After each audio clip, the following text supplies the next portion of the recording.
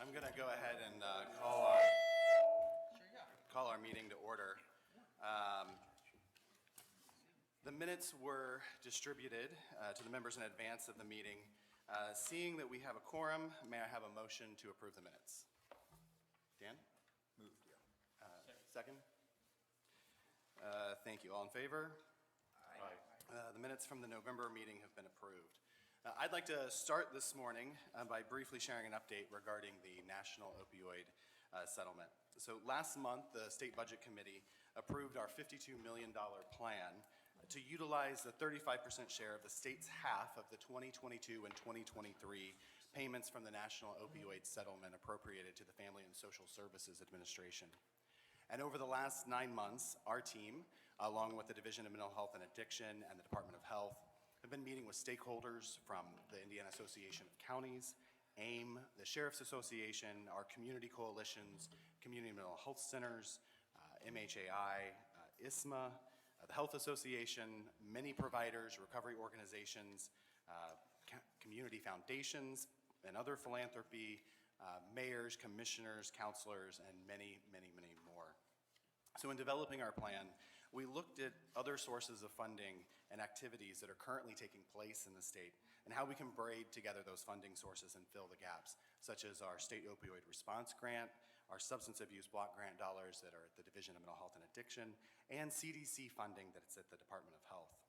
And one common theme that we heard from our stakeholders, but they wanted assistance in working together within the county and then also regionally across county lines.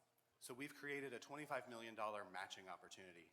And the goal is to encourage collaboration among communities and counties to build connections to the infrastructure that the state has put in place.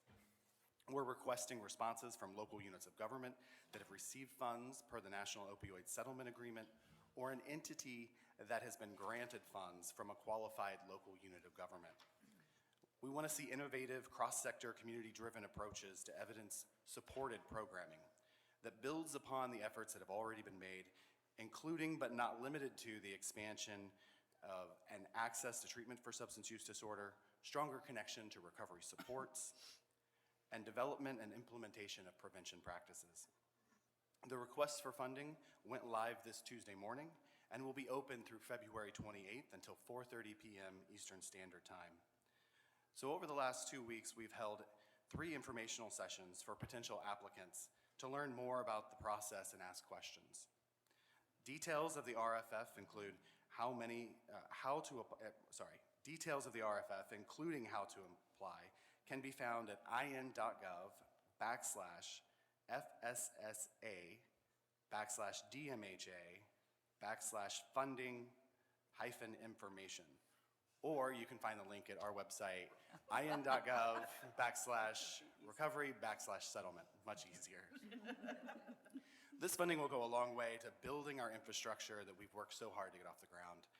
There are many communities across the state working to develop their plans, and I've met with many of them. And I'm glad to say that there's a growing number of communities that are dedicating 100% of their funds, both restricted and unrestricted, to abatement purposes. And notably, Frankfort and Clinton County are part of this group. So when I sat down with these two groups a couple weeks ago to learn more about their plans for the local opioid settlement dollars, a few things stood out to me. One is their collaborative approach. 2 is the needs assessment that they went to understand what they're doing, how they can fill gaps, and where are they succeeding. And then most importantly is the holistic approach to developing the plan and using both the county and the city dollars cooperatively to fill those gaps. And this is a model that many communities across our state could and should replicate. So I've invited Clinton County Healthy Community Directors Laura Archibald, Franklin Mayor Judy Sheets, Clinton County Commissioner Jordan Brewer, and Clinton County Council President Alan Dunn to talk about their plan.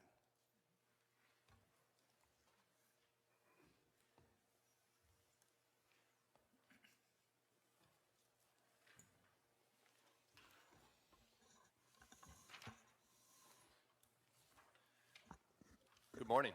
Thank you guys for having us.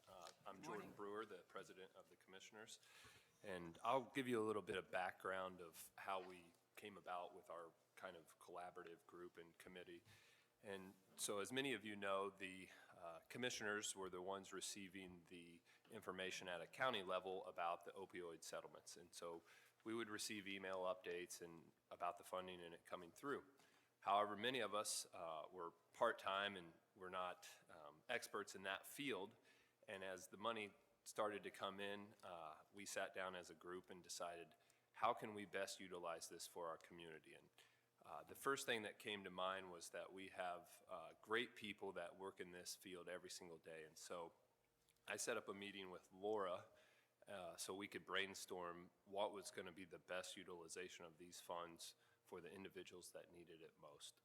And so over coffee, her and I started brainstorming a bunch of ideas and eventually settled on creating a committee that would work with both the county and the city. And we felt like pooling our money together was the best use for the individuals in our community that needed it. And so that was kind of our first step. And then we eventually formed that committee and had close to 5 or 6 meetings where they ended up taking all of the suggestions that we had and analyzing those and kind of narrowing it down. So I'll pass it on to Laura now, who will kind of go through how that worked and what we decided to do in Clinton County and Frankfort.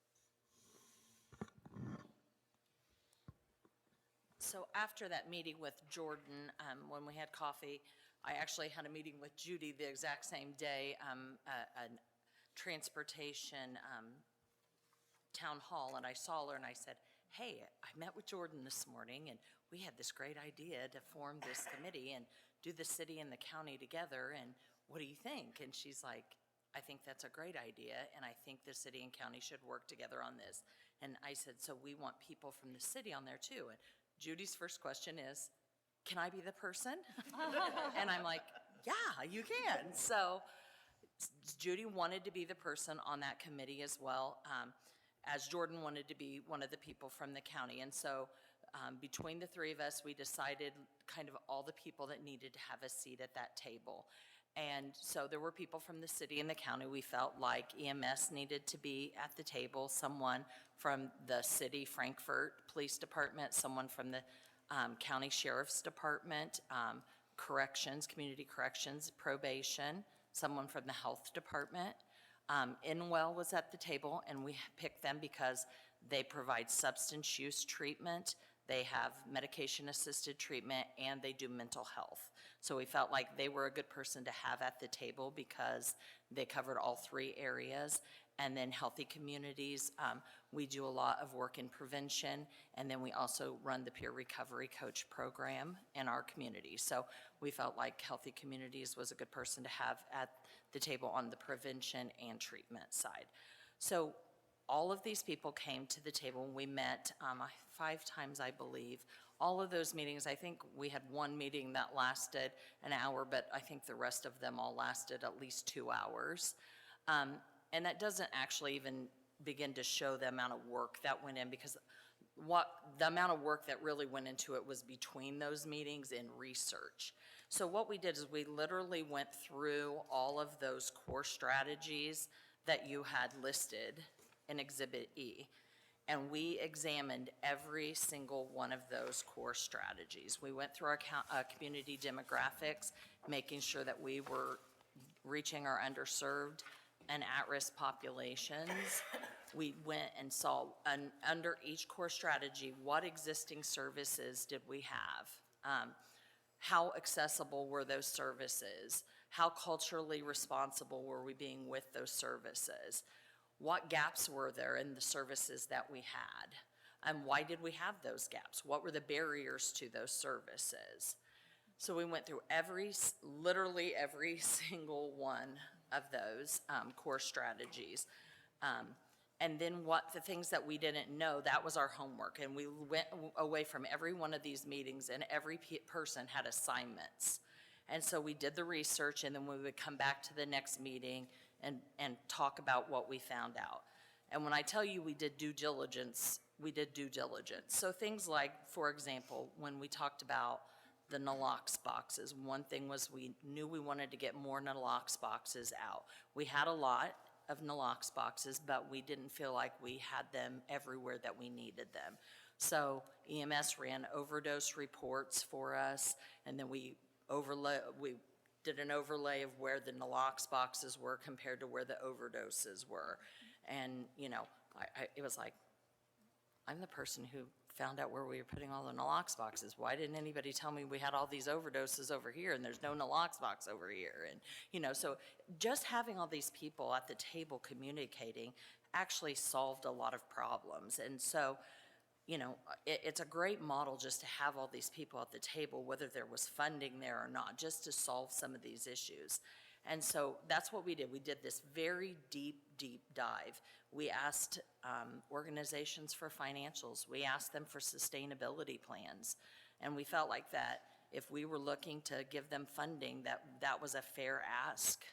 And they were willing to do those things. And so when I say we did a deep dive, it was a deep dive, and it was a lot of work, but it was worth it to come up with what we felt like was a good, sustainable plan. So we looked at every single core strategy that we had, looking at the demographics, the existing services, the service gaps, and what those barriers were to getting to those services. And so then after we did that deep dive, we made a list of what our gaps in services were, okay? And some of those gaps in services were things that we were actually able to address without any dollars. And that was nice. Like I said, having all those people at the table was really important. And we were able to fill some of those gaps in services just by making those connections. So some of those examples were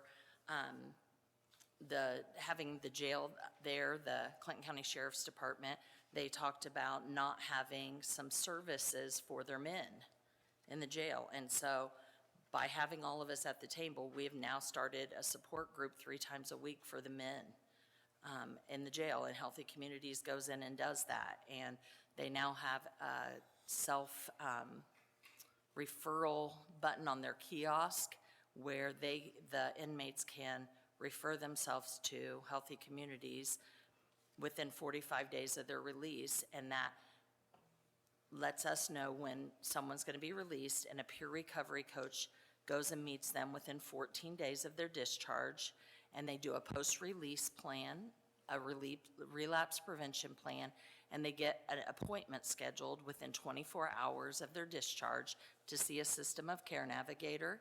And so what that system of care navigator does is helps them with all of the things that they need assistance with so that they can concentrate on their recovery. What we find out is if you're worried about where you're going to lay your head at night and how you're going to feed yourself and how you're going to get a job, it's really hard to concentrate on your recovery. So that system of care navigator wraps them in services.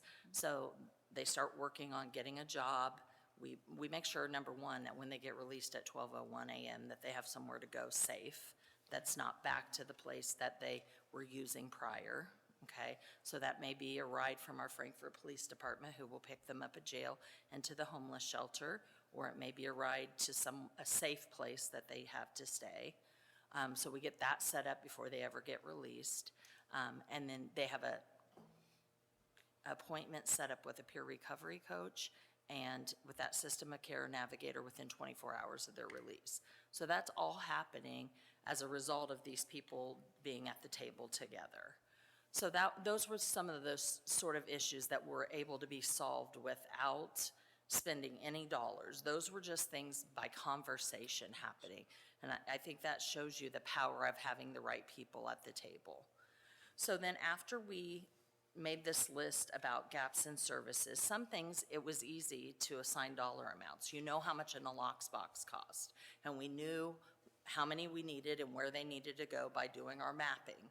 And so it was easy to say, okay, this many nalox boxes at this many dollars, and those were easy to divide between city and county. Well, this many are in the city limits and this many are in the county. So those were easy to assign dollar amounts, and they were easy to say whether it was a city allocation or it was a county allocation. Then other things were harder to assign dollar amounts to, and they were harder to assign, does this go to the city or does this go to the county? But we just made our priorities and we started going through and we started just having discussions. How much money does it really take to do these things? And so we started making budgets for things. So one of the things like we felt was a gap was we had no prenatal or postpartum support group for women who suffer from substance use disorder, had absolutely nothing for that. So one of my peer recovery coaches who had been through that and felt like that was a really important thing, I said, okay, I want you to research that. I want you to come with me with a program and a budget, and that's what she did. And, other things that, we had our recovery residences come to us with a request and a budget and why that amount is. And so people submitted things to us, and we just started going through and prioritizing what we felt like were our top gaps in services. And then we assigned dollar amounts to where we, as a group, what we felt like were the right amounts of money to go to the right things. Then we picked organizations that were going to be overseeing those dollars. And that really was interesting. I felt like it went very well, and there was no issues with that. We only went with organizations that had good histories, had good sustainability plans, or we built things in. So one of our recovery residences had very low overhead cost, but they didn't have a great sustainability plan. One of our other recovery residents had higher overcost, but a great sustainability plan. So we talked to them and we said, here's the deal. We're gonna help support both of you, but your responsibility is to help this other place with a sustainability plan. We need you to help them get credentialing so that they have a good sustainability plan. And they were like, deal. So making sure that we were helping each other and helping our recovery community in the long run. And so those were the sort of things that we did to make sure that this plan helps our community at large. So we went through and decided who the responsible department would be for these action items. And things that, like, I remember when I was presenting to the city and county, I was like, I know this says first responders and maybe the money came out of the county, but it went to Frankfort Police Department. It was just because the Frankfort Police Department had the contact for that training. So I know the Frankfort Police Department doesn't work for the county, but they're the person who had the contact for the training. And that's why the money would go to them. And as a community partner and not a member of government in any way, I appreciated the fact that I got no negative feedback and no slack from these guys on that. Like, they didn't question that. They didn't say anything. They were like, okay, and shook their heads, to be honest, because it was just the way it worked out. And it was a first responder training, which means our city and our county first responders will be there together. And it was just who had the contact for that training, who had already worked with that person or whatever. And so that's how that was assigned out. And then we assigned dollar amounts to it. Then when we felt like we had a good plan here, then we scheduled for the city and the county for me as the representative and the head of community corrections, just because I really don't like public speaking and I wanted somebody to have my back, to go and present in front of our city and county council. And so then I'll let them talk about that a little bit. Okay, first of all, I just want to say the importance of collaboration between everyone. That's how we accomplished what we did. It wasn't just one group. When we found out we were going to get this settlement, I talked to the Finance Committee for our council, and just to get some ideas. Of course, they had ideas on the restricted, but the unrestricted, they weren't quite sure what they wanted to do with that. So I had asked Laura to come and speak to us after the committee had met. Actually, one of our council members were the ones that suggested that we put together a task force or a group to make sure that we all work together. So then Laura came and gave the presentation, and unanimously, our city council said, yes, we're going to go with this plan. They believed in the people that worked on the committee and what they presented. Myself, on the unrestricted, I wanted to see that go to 180 Recovery, which is a facility for recovery for men, and also We Care, which is a recovery facility for women. So that's where my passion was, my heart was. So I asked the council as well, on the unrestricted, can we go ahead and use that for those two facilities? So we decided to use our unrestricted for those two facilities that are in Frankfurt. But like I said, it was the collaboration. It was everybody working together. Laura might know something that I wouldn't know. Community Corrections might know about a need that I didn't know. But we all sat down, came to the table. We didn't have any problems at all, did we? Everybody was there for the same purpose. We have the same passion. We have a great recovery community in Clinton County and Frankfurt, and we're proud of that, and we want to be known for that we genuinely care for our people. So I'm excited about this. When we first got it, it was kind of like, we don't know where to go from here, what to do, but once they formed that committee, it really worked out great.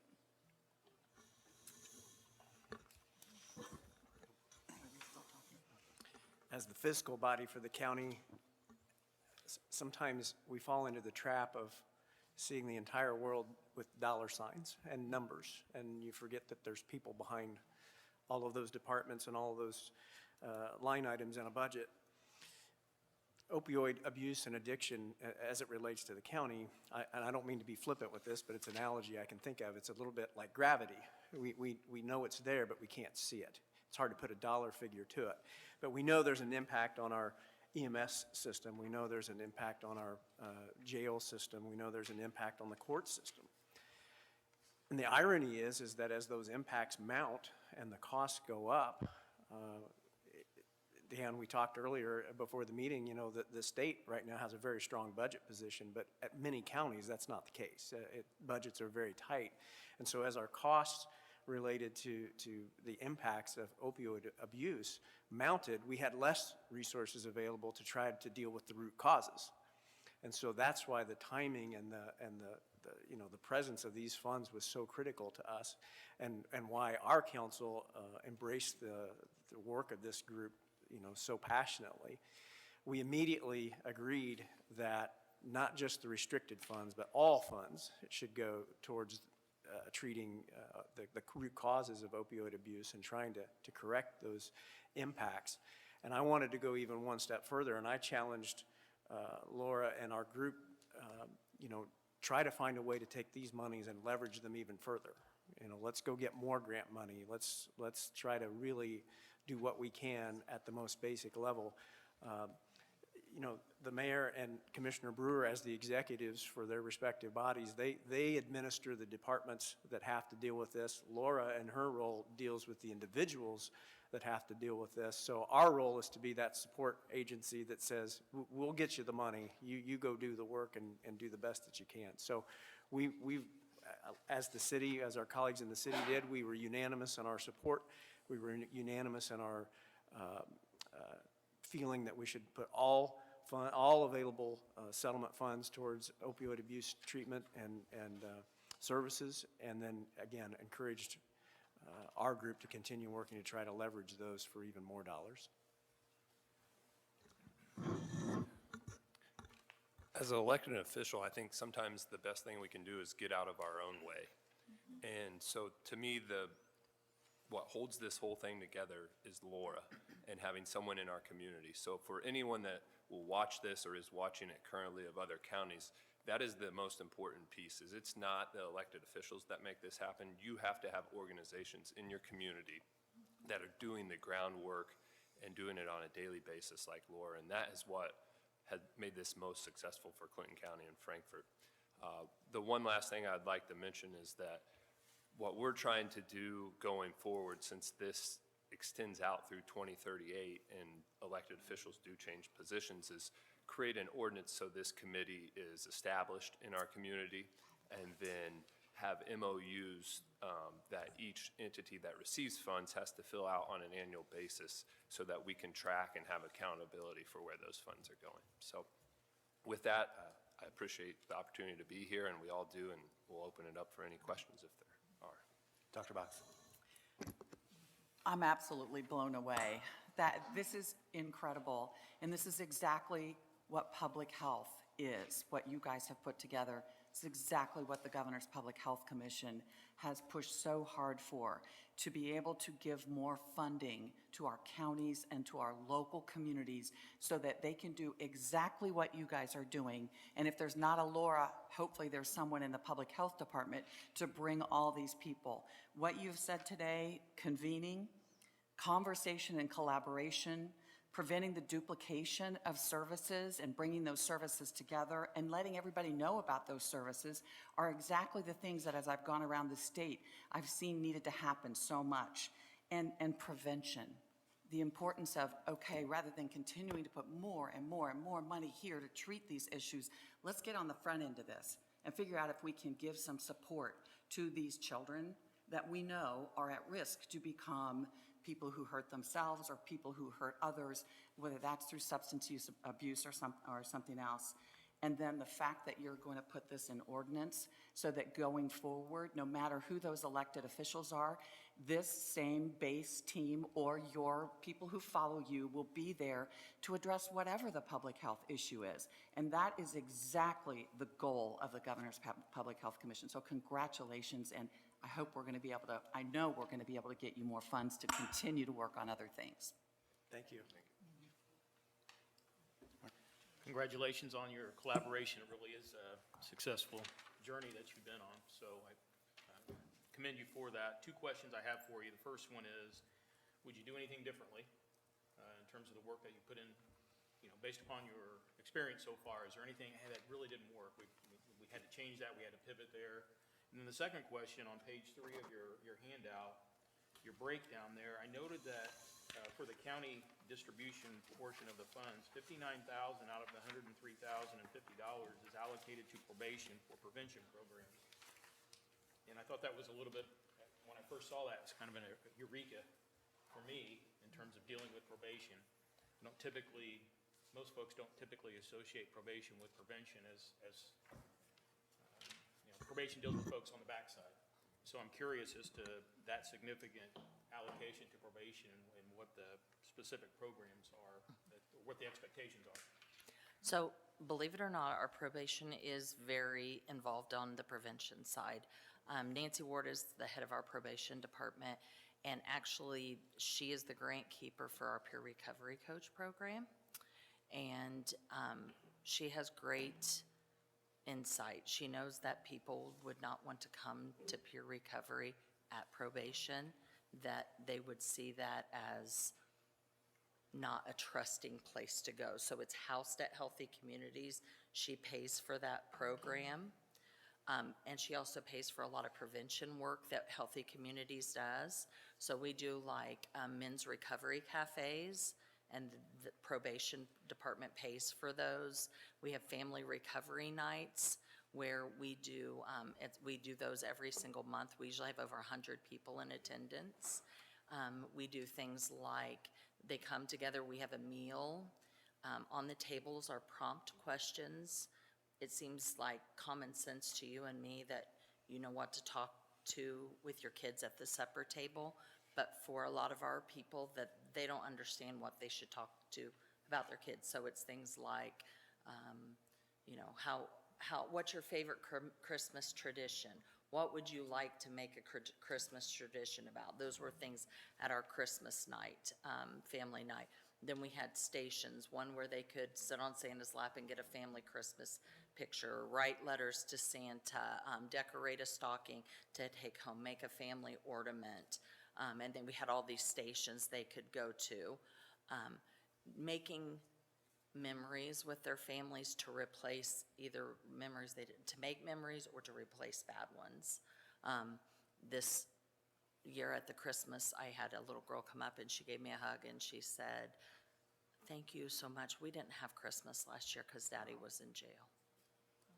And I said, "You are so welcome. I'm so glad you're having a good Christmas." Those are the things that make a difference. That's why I do what I do, and our probation department funds a lot of those kind of programs. And I know that does seem weird, but our probation department actually does a lot on our prevention side. So they also run our Partnership for a Drug-Free Clinton County Drug and Alcohol Coalition. They're the entity that oversees our Drug and Alcohol Coalition. So that's, so when you see the PDFCC and it says probation, they oversee our Drug and Alcohol Coalition.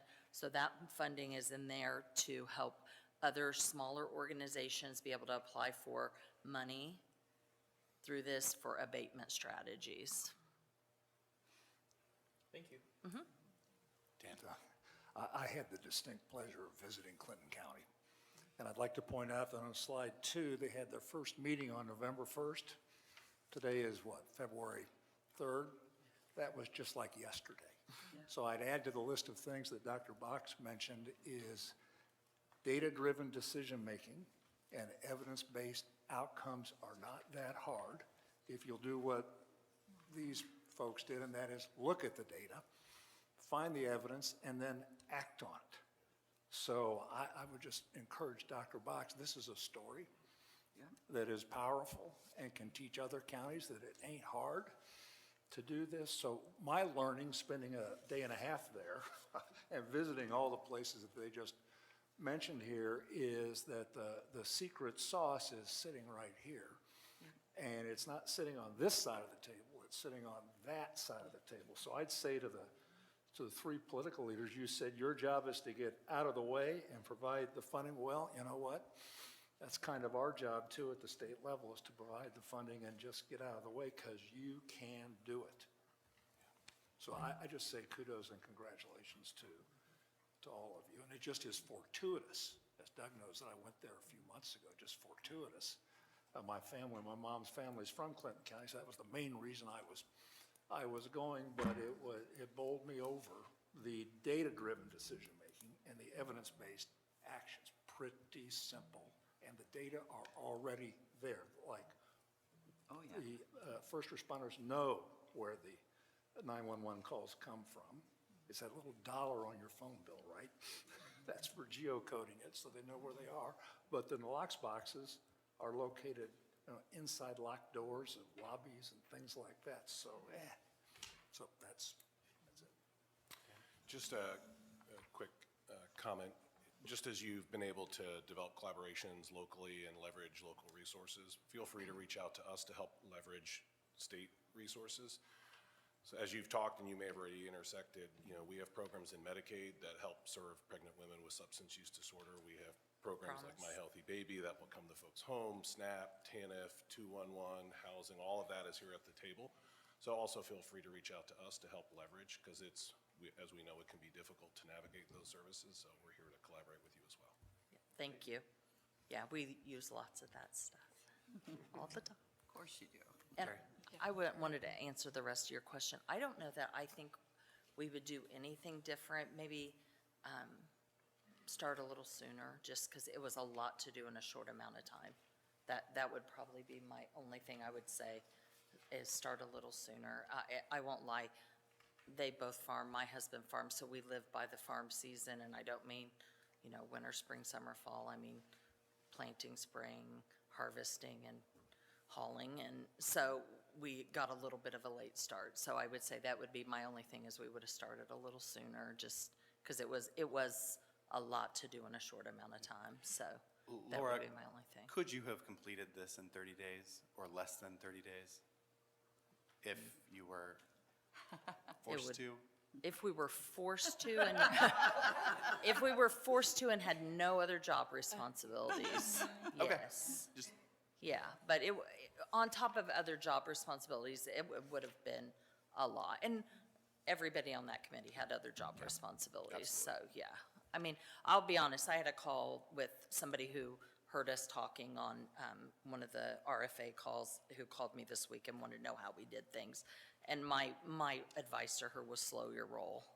It was like, do it right, there's other money coming, slow your roll, do it right. It will be worth your effort to slow down and do it right. Because if you're gonna do a community's needs assessment, you need to do it right, and it will be worth it. So And I feel like we did that. I mean, I feel like we did a very good job at seeing what our needs were and what the barriers were. And, you know, some of those barriers you don't see. And talking to your consumer, I guess that's something I didn't bring up. You know, we talk to the consumers. You know, we have close to 200 people on peer recovery coach services. I went to support groups and I asked people, what are your barriers? You know, tell me what barriers to services there are, and listen to the people who use the services. I don't use the services, so I'm not the person to say what the barriers to service are. You have to talk to the people using the services to find out what the barriers to services are. So talking to the people who use the services to find out what barriers are, that's important. You know, and having my staff we have a high Latino population, so having my Latino Spanish-speaking staff speak to my Latino Spanish-speaking population to find out what their barriers are, that's super important. You know, it's not fair for me where I'm at to say what barriers are to people who are not where I'm at, so. Excellent advice. Terry? Just real quickly, our county office for DCS is in Frankfurt, and so I'm excited about the implications and how this can positively impact families that I'm sure potentially cross over. So kudos to the work that you're doing. I'd like to echo what Dan said, is that we also have prevention programs that we could possibly work together with to help serve families, to help prevent entry into the child welfare system or help them exit safely out of the child welfare system. So thank you for everything that you're doing. Thank you. Devin? Thank you very much. Devin McDonald with the Criminal Justice Institute. So I just wanted to highlight that a lot of the folks and members that she said worked on this panel are also members of the local coordinating council within Clinton County. The Drug and Alcohol Coalition is the local coordinating council for Clinton County. So really excited to hear that those individuals were part of your program and part of your plan for this money, and just echo that, you know, that's a good framework that maybe that LCC could share with others around the state to truly put these dollars to the best use, and that those LCCs really are valuable resources within the counties, because all those members that you talk about, you know, the mental health, the substance abuse programs and things like that, probation, law enforcement, courts, whatever, they're all involved in the local coordinating councils around the state. So just echo that, and great work. So thank you. I can't speak high enough about all of those entities. And, you know, this groundwork was laid long before all of this. And, you know, we have law enforcement working mobile food pantries with our people in recovery, you know, and learning about repairing relationships and them trusting law enforcement. And it's important for law enforcement to have a relationship with the people in recovery that doesn't have anything to do with them arresting them.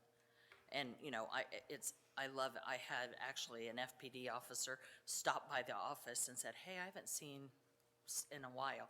Are they okay? I said, yeah, they're okay. They're in recovery.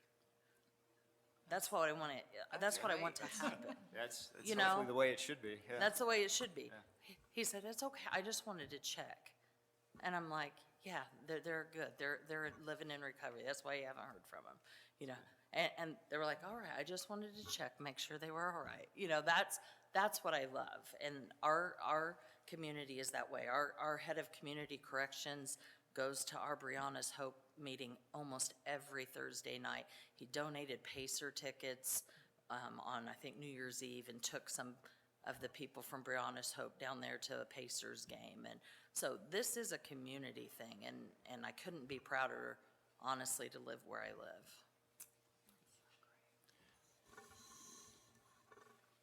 He was asking if we had any problems or situations as we were going through it. I don't think we did. I think it was a great group. I think we brought the right people to the table, and I think that's the important thing. And there was nobody there that said, oh, we want this and they don't need that, did they? I mean, it was like, how can we all do this together to make it work for all of us? And I think that's what's really important, is that we're all able to work together and figure out, I don't even remember what it was, but there was something brought up, and we said, do we need that? And they said, oh, no, we can get that through a grant, or we can get that through another way, so we don't need to use these funds for this. I mean, this is the way we talk during those meetings, is how can we use all of our other avenues as well as these funds? So I think the big thing is getting the right people to the table and, you know, willing to work with the others and doing what's best for the community. Well, thank you so much for joining us today.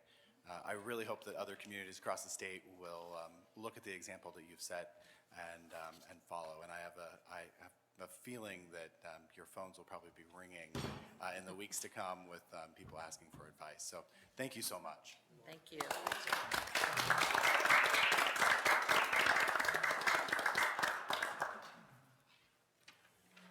So one of the core strategies outlined in the allowable uses of the National Opioid Settlement Agreement is prevention programming.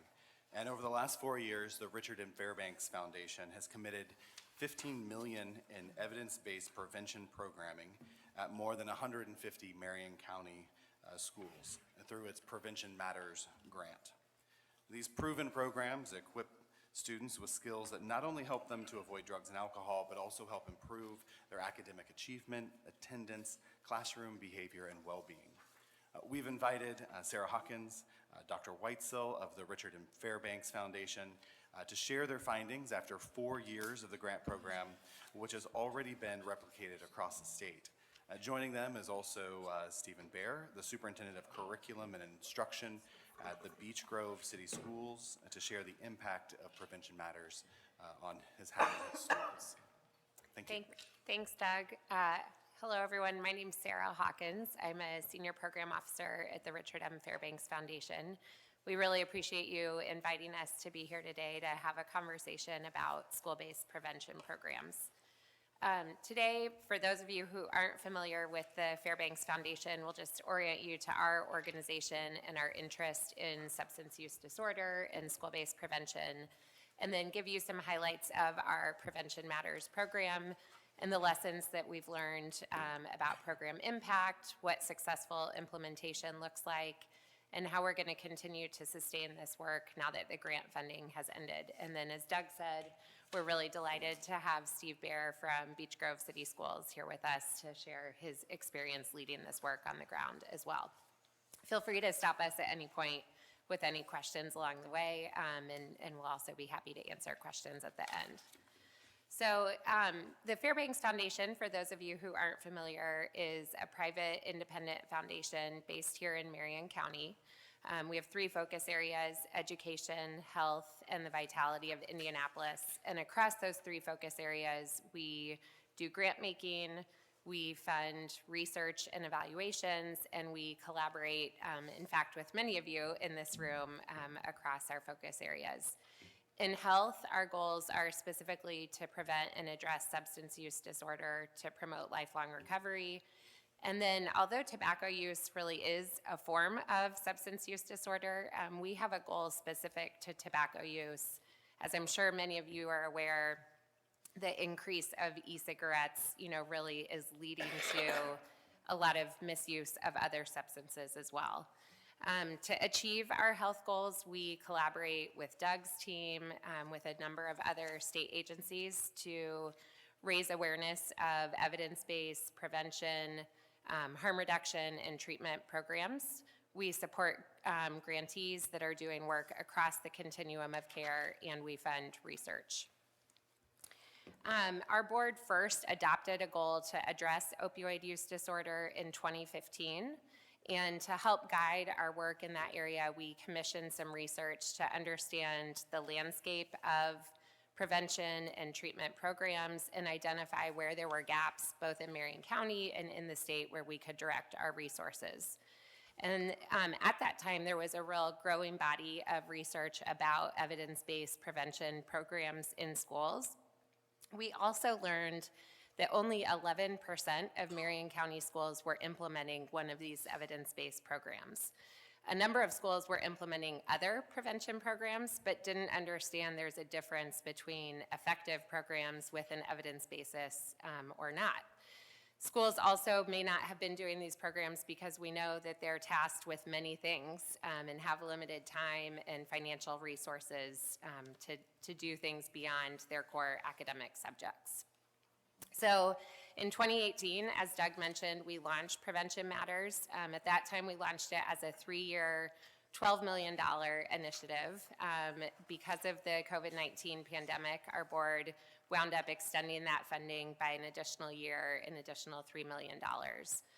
These funds were used to support schools in identifying, implementing, or sustaining one of 25 approved evidence-based programs. As Doug mentioned, at their core, these are really programs that are giving students protective factors like communication skills, conflict resolution skills, decision-making skills that help them avoid substance use at later ages. Our grant funding has supported 27 Marion County school organizations, districts, charter networks, or private schools that represent over 150 schools themselves. And across these schools, they are delivering evidence-based prevention programs to more than 82,000 Marion County students every year.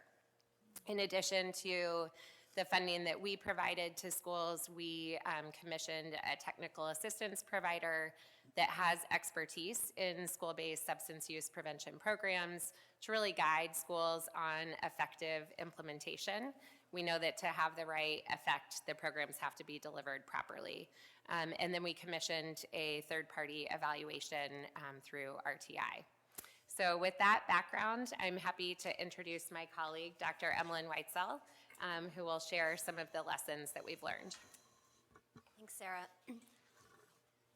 So before I dive into specific results, I just want to take a moment to orient you all to how we think about impact. How are we going to know if these programs are working, given we're trying to prevent substance use in the future, often long-term in the future. So that's our ultimate goal, preventing the substance use. But what can we look at now to determine whether kids are on track toward reducing their substance use in the future?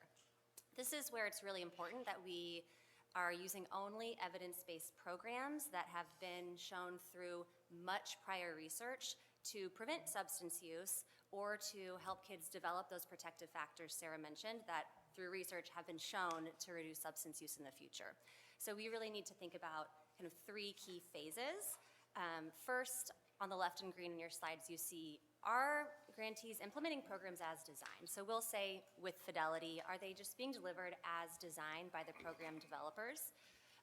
Because again, the research base demonstrates they need to be implemented with fidelity to have these impacts. Next, we look at these intermediate student outcomes. These are those shorter term things that can tell us whether kids are on track toward reducing substance use in the future.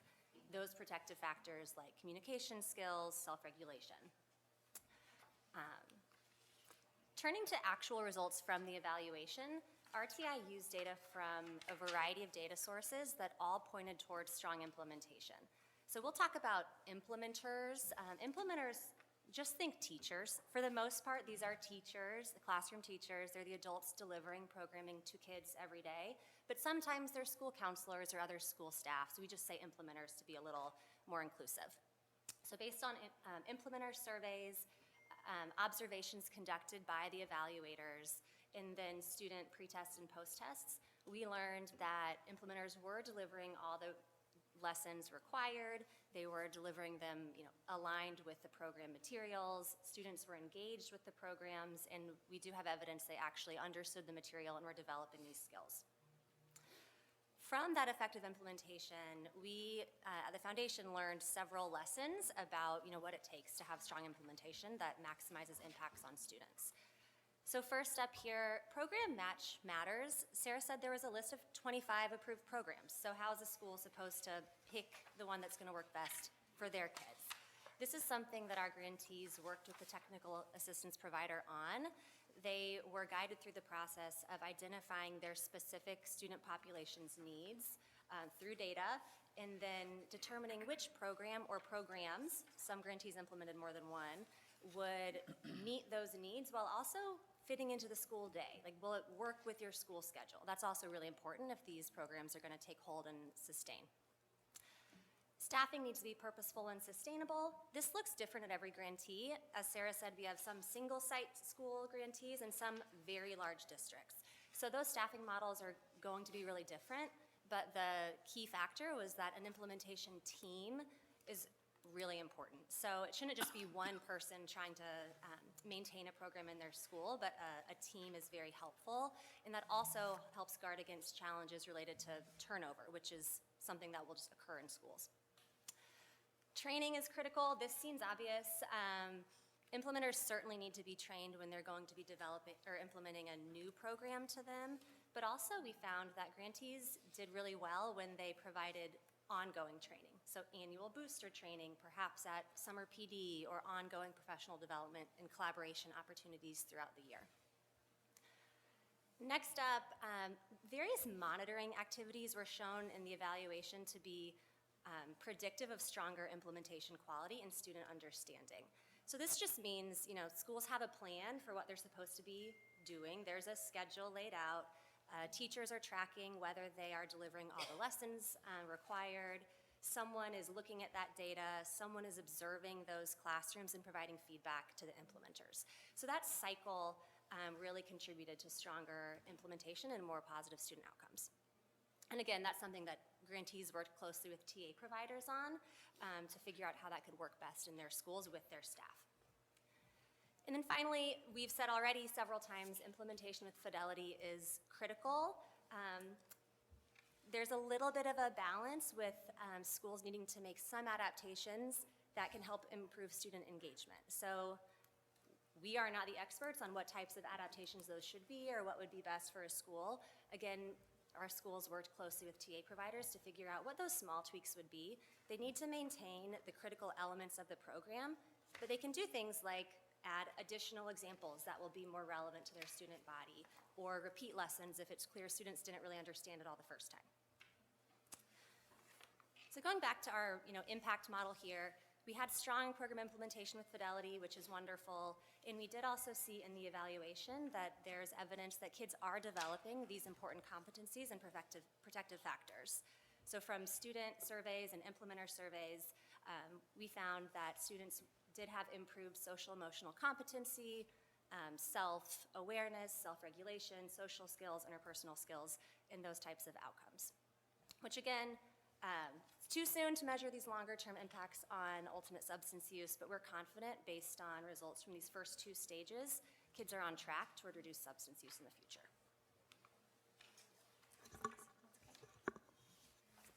So as I said early on, one of our goals was to make sure that schools were well-positioned to sustain this work without our ongoing funding. And we are thrilled that after 4 years of funding, 25 of our 27 grantees have committed to continued implementation.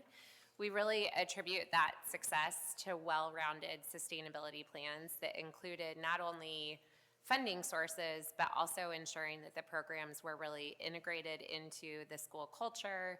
And one of the ways of doing that is maintaining strong stakeholder buy-in throughout the initiative. Our grant funding proved to be really helpful to schools in their initial launch stages. The most expensive aspect of implementation is purchasing the material, maintaining a license, as well as training your staff. And many of our schools expanded their staff capacity by even hiring, maybe a director of programming or, some other administrative role. But then they've found ways to sustain that work using absorbing it into their operating funds, using textbook fees, or Title I and Title IV funding. A number of grantees also in the final year of their grant funding purchased multiple years worth of materials to give them sort of an on-ramp to that sustained funding. But really of equal importance is integrating this program into the school culture. A number of schools found success even adjusting their daily class schedule to make sure that there is a dedicated time every day for this core curriculum. It can fit into advisory or homeroom, whereas other schools may have incorporated it into their health curriculum. And also, Emmy talked about training. Many schools have an annual professional development calendar and made sure to incorporate implementer training as one of their annual professional development sessions. We also saw schools that trained not only their implementers, but their entire school staff, so that they adopted kind of a common language to help students resolve conflicts or work through a difficult situation that really embeds the nature of the program into their daily school culture. And then finally, we know that schools have a number of things that they're responsible for, especially as we've read about the learning loss that students have suffered due to the pandemic. And so maintaining that stakeholder administrator buy-in and support for these programs is of critical importance. And schools that collected data and reported even anecdotal stories of success to their superintendents and their school boards were among those that were most successful at maintaining that buy-in. So with those lessons to share, we are so thrilled that Dr. Bear is here to talk about what this actually looked like in Beech Grove City Schools. Good morning, everybody, and thank you for having us. Appreciate it. I want to go back real quick to just this pie-shaped diagram that Sarah had here.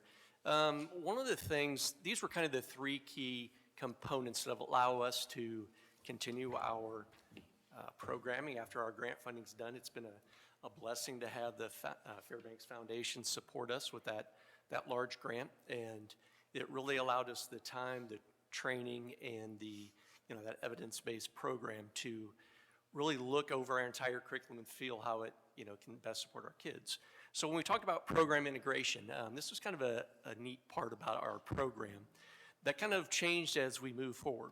It's kind of interesting as my wife is a 6th grade teacher in our district, and also, so I'm her boss at work and she's mine at home. That's kind of how it works. But I'd kind of get an extra insight from her too on how things were working and what she liked and what she struggled with, et cetera. So it was kind of a neat opportunity that I had kind of in dealing with this over the 4 years. But with that, we did start with like a total school approach. Every teacher taught this. But as you know, with some of the struggles that we have with turnover in education, we were spending a lot of money on training. And so we decided to simplify it a little bit, and we went to a more like health-based approach where we had our health teacher do it, and that's been very consistent. And what we did is we kept those implementers. We took 3 of them, or several of them at each grade, like one at each grade level, to be kind of that liaison, to help plan, to help coordinate, to always be there to train or help train if we had somebody new come on board. So that really seemed to work well as opposed to having constant turnover and having to retrain everybody. So in terms of program integration, I think that's been very positive as we've moved forward over the 4 years. In terms of stakeholder engagement, if you happen to know, being so close to State House of Beech Grove and our community, we have an incredible relationship with our mayor and with our drug coalition, the Beech Grove Drug Coalition. And so from stakeholders, it's from the mayor down to our drug coalition, to Dr. Hammock, our superintendent, to myself, and all the way down to our teachers and kids. It's been a community-wide event, and that's probably been the reason that this is going to continue.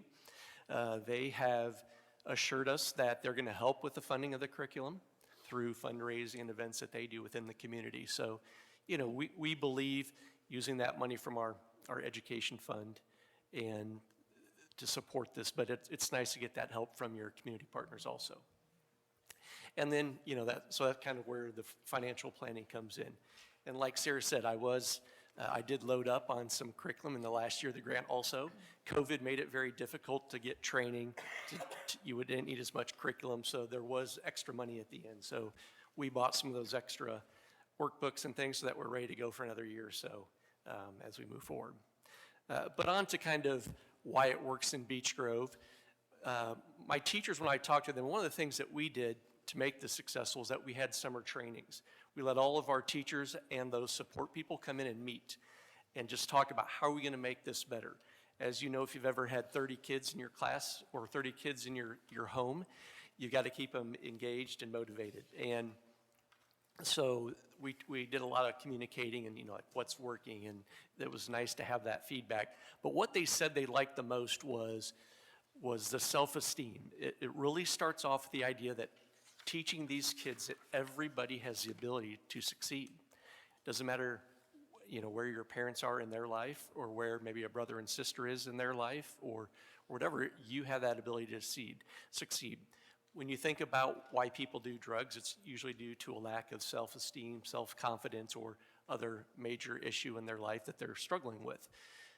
So the reason that we chose Botfin Life Skills for our grade 3 to 8 program is because it has that life skills training. So it uses all those interesting things to explain to kids why are we more likely to do drugs or struggle with alcohol, vaping, et cetera, because of what we're exposed to. So if you can kind of see in the handout there, this is kind of an idea of what a basic lesson might look like. It follows the prevention programming to a T, but we do add those little pieces into it.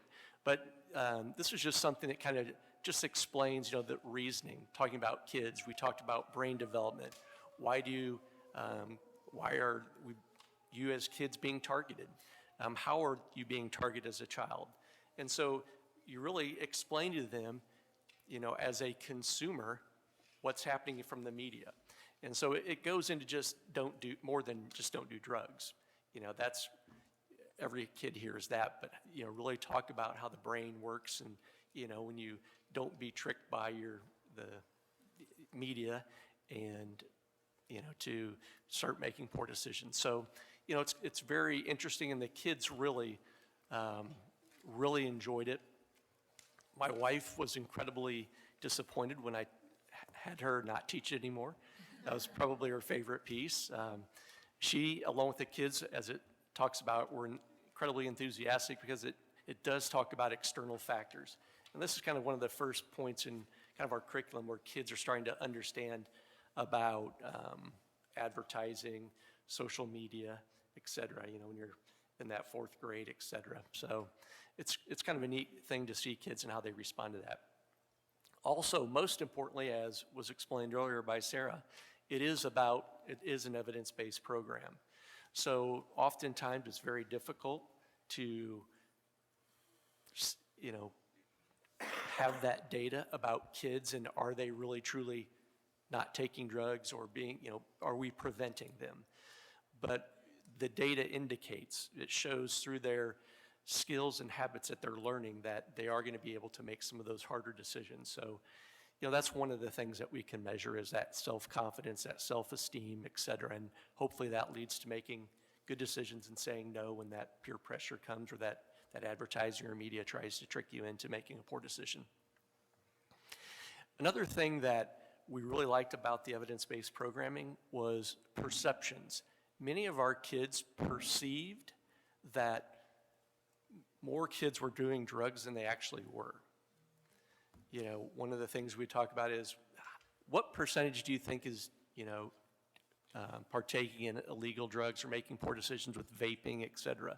And what's nice about this is that it's definitely grade level specific. It's a nice curriculum that it's grade level appropriate. So, and a lot of kids thought, 60 to 70% of my peers are. But in reality, it was more like a 10 to 20% or lower, So it was really eye-opening to these students to see and understand reality a little bit. Because as you know, with social media and peer groups, that it does feel overwhelming at times and feels like everybody else is doing, which is one of the reasons why poor decisions are made by kids. So several of the students would also talk to our teachers and say, I'm trying to get my parents to stop. I'm trying to get stopping vaping, et cetera. So, that's when you see what the impact is having is not only when they internalize it, but when they start to have those same conversations with their parents. So that's why we were so excited about kind of that 3 through 8 programming with Botfin, life skills, and what we feel is definitely an evidence-based impact on our students and the prevention programming. Finally, from a grade 9 to 12 level, we did choose Too Good for Drugs. And I was not in the position to make these decisions at the beginning. It was with an overall, our team worked with the technical coordinator to determine, based on scheduling, how many programs are there, how long does it kind of take each day, et cetera, to determine which program was most beneficial. But I know 2 of the major components that our team liked about the programming with Too Good for Drugs is that, again, it was skill developed. It didn't just talk about don't do drugs. It really had that goal setting, decision making, understanding the emotions behind decision making, and also really providing drug information and application through role playing and different activities. You know, a 9 through 12 grader is just like a kindergartner. They like to be engaged, they like to be motivated, they like hands-on, they like games, they like stickers, they like everything that a kindergartner does. So, you know, and so we've really found that that's been beneficial. As the data indicated, the reduction of students who intended to drink and smoke was seen. It also indicated, as BOTFIN, that students increase their self-esteem and confidence. Again, those keys to making good decisions. We did teach it in our health class. Our junior ROTC program also did the programming. We tried to get as many of our 9 to 12th graders exposed to this as possible. And we probably had almost 800 of our 1,000 kids be exposed to Too Good for Drugs training. So, you know, we're really proud of that. One of the things that you start to see in the secondary more heavily is students wanting to make an impact and do things on their own. And that's, they worked with our principal. They wanted to do something different with tobacco and vaping and things of that nature. And so we did, based on our connection with the Drug Coalition, we came up with some new consequences for tobacco use and vaping. And we have a program in which the first time they're caught, they have two choices. They can either pay a $175 fine through the police department and our SRO, or go to 4 trainings. So over 4 years, we probably had 180 scenarios, and about 179 of them took the four-day programming. Yeah. So many of those kids continued to come to those meetings even after their consequence was over. Our Drug Coalition has some very vast array of, you know, people with different attitudes, different passions. So we had kind of a millennial who loved our kids and just came in and volunteered. And then, if you know Diana Hendricks, who's one of our huge coalition members in Beech Grove, she runs that coalition. And Diana and this young lady would come in and meet with our kids in the morning or after school for their consequence, and just really built a team. And it's just been really very positive program. And from that, they developed kind of a youth leadership prevention program in the building also that the kids run. And they just it's a bi-weekly meeting, and they put up posters. They, you know, kind of have a program, long-range plan in which they continue that prevention matter year-round. It's not just a week, a month. It's just a sustained program throughout the year, and it's kids wanting to do it on their own. So extremely excited about that. And, you know, prevention programming is not just a one-time thing. It's, you know, it's a year-round process, and we feel like with the support of our community and our kids that it's starting to really be embedded in our program, and we're really excited about continuing it as the Fairbanks grant and funding kind of falls off the table. So Beech Grove is ready to continue to move forward. Thank you. Thanks so much, Steve. So just a last slide for you all here. You know, our foundation has a real commitment to sharing our lessons learned across all of our work, but that's particularly true with this initiative. This is the largest single grant-making initiative that the foundation has ever done. The year after we launched it, we actually had 2 other foundations here in the state that approached us to ask how we set it up, and said they wanted to launch similar grant initiatives in their communities to support evidence-based prevention programs. And so those 2 organizations did essentially launch their own version of Prevention Matters, working with the same technical assistance providers, the same evaluation firm, and we've shared a lot of learnings along the way. We also have a great relationship with the Department of Education. They, in partnership with DMHA, lead a program called Project Aware to help schools implement kind of a broader student mental well-being program. And this summer, DOE and the Fairbanks Foundation are co-convening a statewide summit for Indiana schools about evidence-based student mental well-being and prevention programs.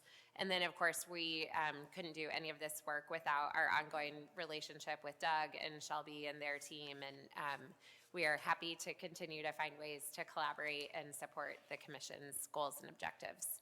So again, just really want to thank you for the chance to be here with you today, and we'd be happy to answer any questions. Dan? I don't know what slide number it is for you, but for us, it's page 16 on the left corner and page 8 in the right corner. It's the slide with the 3 columns that you went through one at a time. Yep. And the center column has the words implementers felt programs had a positive impact on self-awareness, self-regulation, and social skills, which you spoke about. And the last column says prevent substance use too soon to measure. So I wonder if you have an opinion about how long it will take, and let me finish, and what domains of data you require in order to answer that question, because that's the typical answer, and I've been directly involved in this work since 1973, and that's always been the answer. And I just wonder, as we're accreting more data, if we have more informed opinions about what more we need to collect. And here's what I'm specifically thinking about. You're helping kids with their self-awareness, self-regulation, and social skills. That should survive into adulthood. So do we need to measure data, collect data longitudinally for a longer period of time so we have some idea if what we're doing now is sustainable on an individual basis? Absolutely. So I'm our foundation's research person, so my answer is always, yes, we need more data, we need to track people over time, yes. Well, as you well know, I've had a lot of experience with people just like you.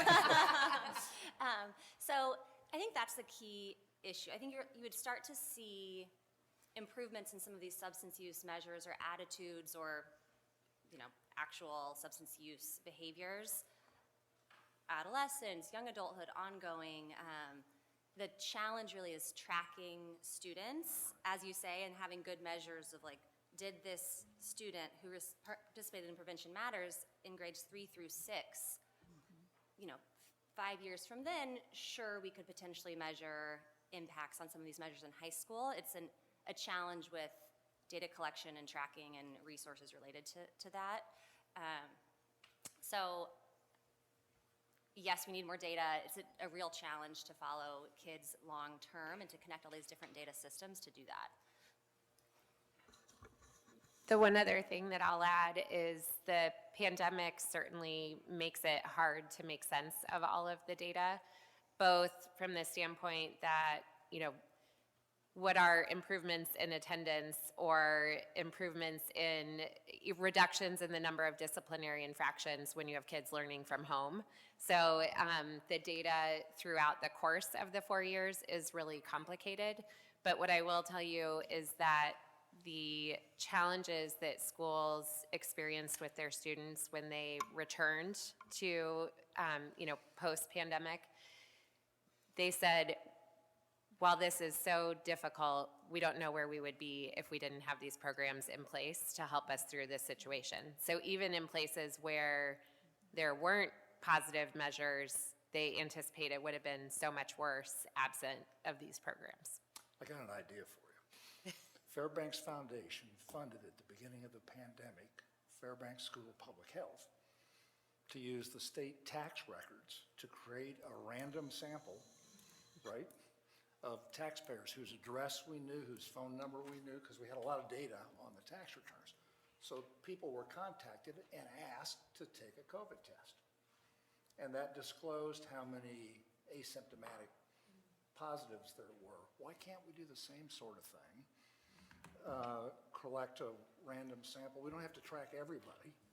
We just have to know what programs actually have efficacy later on in life. That was my question. I'll bet you could find a funder for a research project in this room to do that thing. But I can tell you as an administrator, that's very frustrating.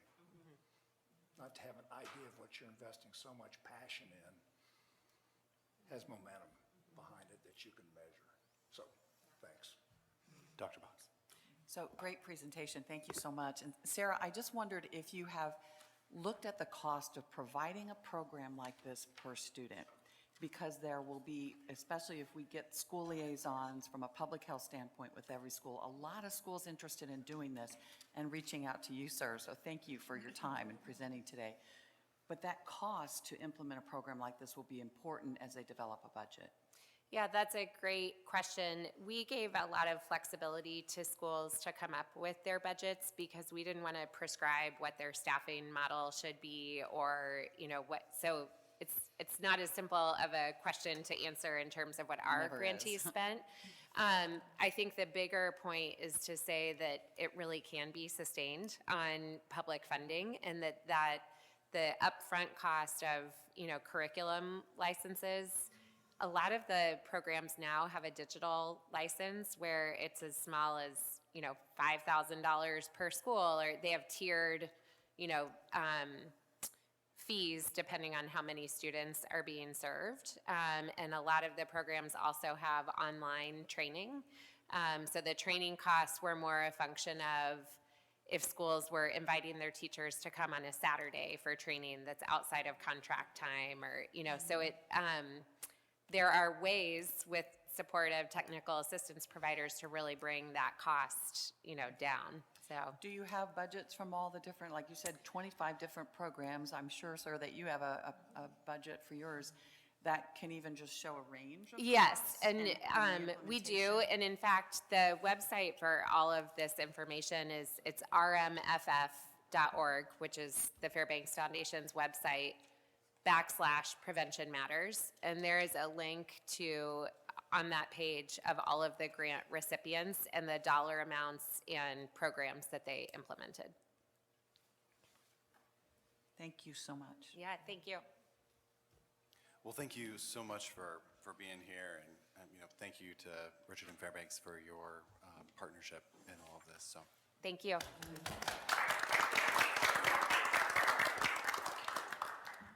so finally, I'm going to turn it over to Indiana Criminal Justice Institute Director Devin McDonald for an update.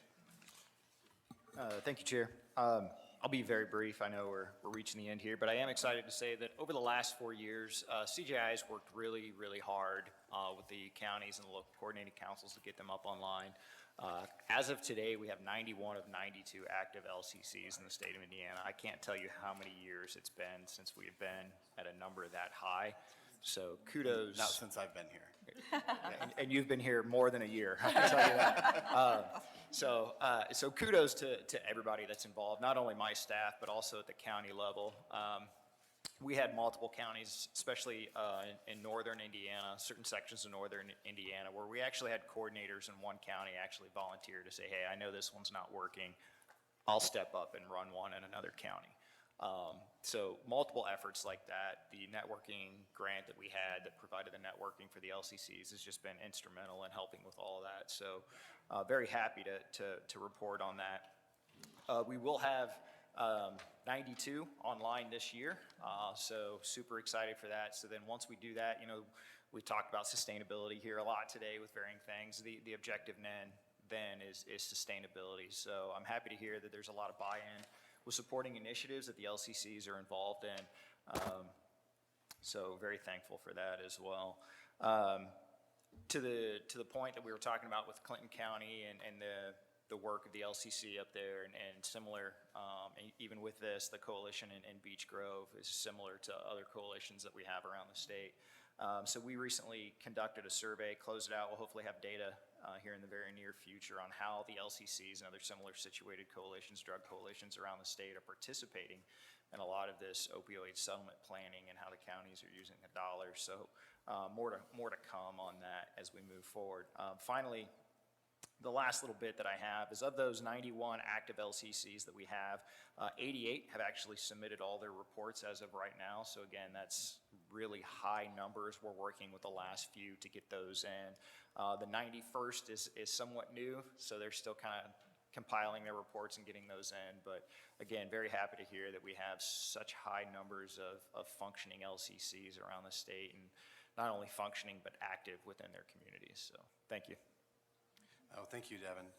And thank you to all of our presenters this morning. I appreciate everyone's time and attention. Our next meeting is May 4th at 10 a.m. here in the Indiana State Library History Reference Room 211. At that meeting, we will announce the recipients of the $25 million matching grants, and we'll also hear from a couple of the awardees. Thank you. We stand adjourned.